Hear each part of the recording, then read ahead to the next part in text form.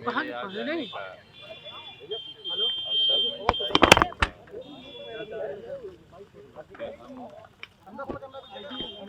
ये साबित कर सके कि इतना होने के बावजूद, इतनी ऐतिहासिक के बावजूद चुप हो जाओ यार 2 मिनट के लिए। अभी कुछ लोग इस धरती पर ऐसे जिंदा हैं और रहेंगे जिनकी कुव्वत बर्दाश्त किसी पत्थर और किसी पहाड़ से भी ज्यादा है। हमारे साथ जो हुआ है, हमारे परिवार के साथ, हमारे शहर के साथ, जिनमें आज भी जेलों में हैं हमारे साथी लोग, का ऊपर लगा हुआ है मेरे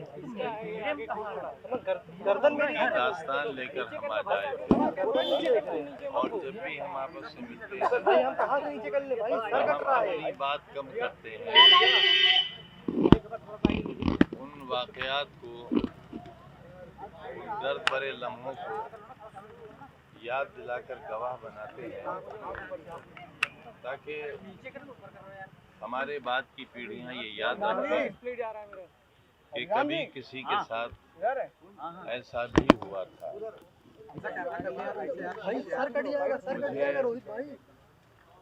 बहुत खुशी के साथ ये कहना पड़ रहा है कि आप साहिबान, आपसे मतलब सिर्फ आप, यानी मीडिया पर, जिन्होंने हमेशा मुझे बहुत गलत जाना, बहुत गलत समझा, लेकिन अब किसी हद तक आपके दिलो दिमाग में मेरी वो बनाई गई छवि शायद कुछ साफ हुई है और आपको ये लगा है कि हमारे साथ बहुत अन्याय हुआ। यही बातें हम आपस में करते हैं और सोचते हैं कि आखिर वो कौन से तरीके हों जिससे मुझ जैसे लाखों लोग इस उत्तर प्रदेश में मुतासिर हैं हालात से, आने वाले वक्त में उनके साथ ही नाइंसाफी न हो, अदालतों से इंसाफ मिले और जितनी एजेंसी हैं उसमें पुलिस है, इंटेलिजेंस की एजेंसी है, अदालतें हैं, CBI है, ED है, IT है, मेरे जैसे आदमी के घर में दीवारें खोदकर जब IT के लोगों ने छापा मारा था उस वक्त मेरे घर में 2 फुट पानी खड़ा हुआ था। मेरे यहाँ कल भी जनरेटर नहीं था, आज भी नहीं है, और ये मेरा वादा है आपसे कि जब तक मेरे समाज के हर घर में जनरेटर नहीं बनाएगा मैं उस वक्त तक जनरेटर नहीं रखूँगा।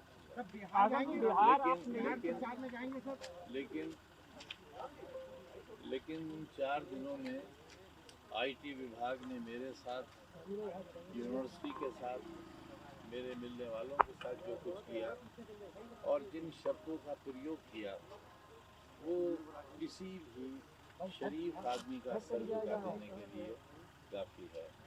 लिहाजा भविष्य में ऐसा न हो उसके लिए हम क्या कर सकते हैं? जाहिर है जब तक राजनीतिक व्यवस्था में सुधार नहीं होगा, जब तक लोगों की ये समझ में नहीं आएगा कि हुआ क्या है, हो क्या रहा है, वही लोग जो कल बहुत मेरे मुखालिफ थे, मेरे खिलाफ बहुत बोला करते थे, मेरे राजनीतिक विरोधी थे, मेरे वैचारिक विरोधी थे, आज वो मुझसे आते हैं मेरे शहर, 1000 किलोमीटर दूर से आते हैं, मेरे गले लगते हैं, मेरे धर्म के मेरे गले लगते हैं, रोते हैं और मुझे तोहफा देकर जाते हैं। बदलाव तो है, बदलाव है और बदलाव महसूस हो रहा है। जब मेरे जैसे शख्स को बदलाव महसूस हो रहा है तो फिर आपको हमसे कहीं ज़्यादा महसूस हो रहा होगा और हो रहा है। आजम साहब कल से हैं लखनऊ में, खास वजह क्या है लखनऊ आने की? जेल के अनुभवों पर भी एक किताब आ रही है। अगर कभी मुझे इतना वक्त मिला कि मैं कुछ लिख सकूं तो मैं दावे से कहता हूँ आप लखनऊ आए हैं, क्या कोई कोर्ट का मामला है सुनने में आया, क्या आप उसके लिए आए हैं? जी वो भी है।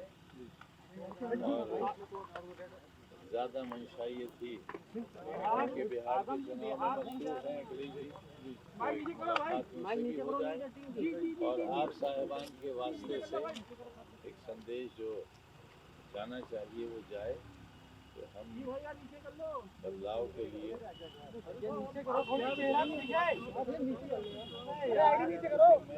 आप देख रहे हैं अकेला हूँ और बिहार में बादशाह से लेकर वजीरों तक यही कहा जा रहा है कि वहाँ जंगल राज है। बिहार की संज्ञा जंगल से दी जा रही है। जंगल में कौन रहता है? जंगल में इंसान नहीं रहते, आदमी नहीं रहते, जंगल में रहते हैं। एक प्रदेश को अब उस जंगल राज में अकेला करा, तो आपने देखा है मैं जबरदस्ती को बिल्कुल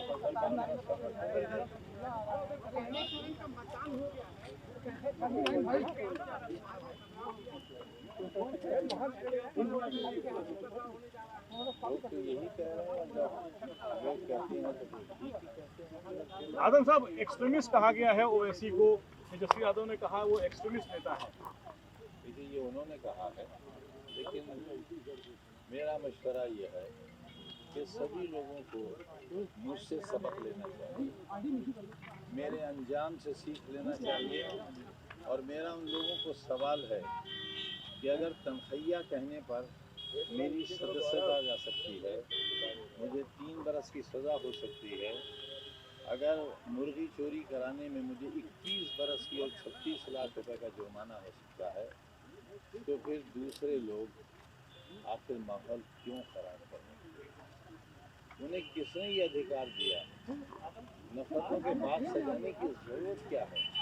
उससे किसका फायदा है ये तो मैं नहीं जानता, लेकिन हम कमजोर मुसलमानों का बड़ा नुकसान दरख्वास्त है उनसे हमारे ऊपर तरस लाएं, हम पर रहम करें और हमारी बर्बादी का इंतजाम न करें, हमें हम पर रहम करें, हम पर तरस लाएं। हम उनको अल्लाह का वास्ता देते हैं कि हम पर रहें।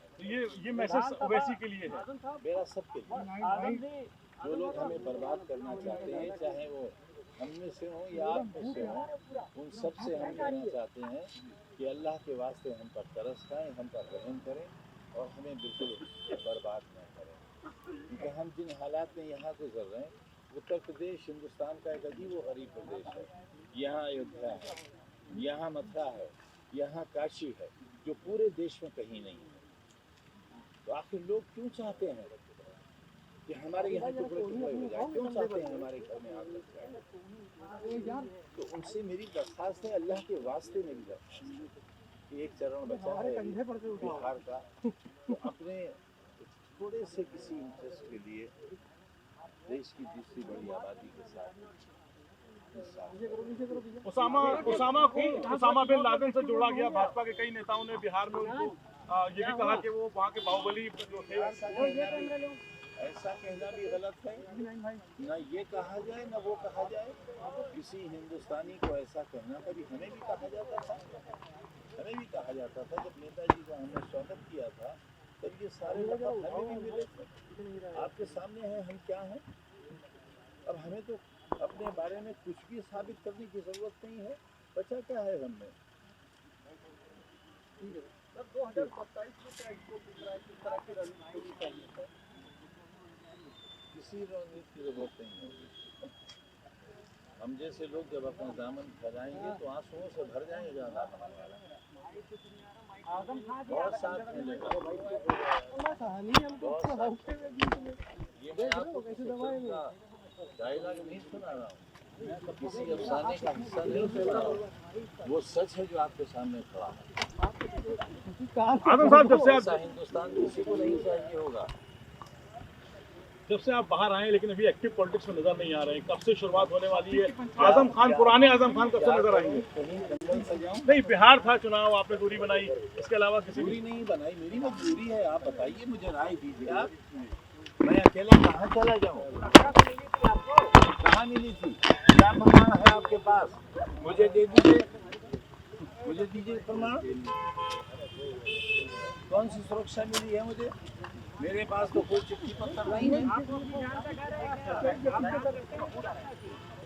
अब भाई देखो, जान ही कहा है, अब तो मेरी जान हो।